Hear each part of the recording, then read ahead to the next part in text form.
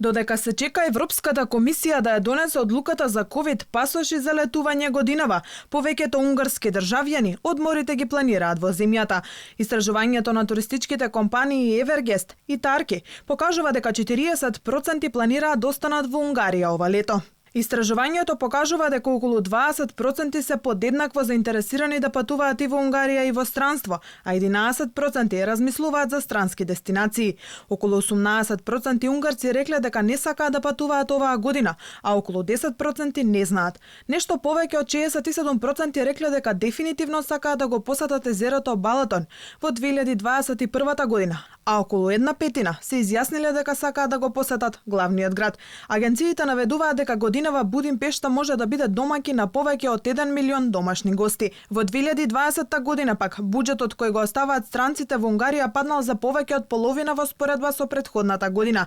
Според податоците на Централниот завод за статистика, во 2019 година странците во Унгарија потрошиле 6,3 милиарди евра, кој минатата година достигнал едва и 3,5 милиарди евра.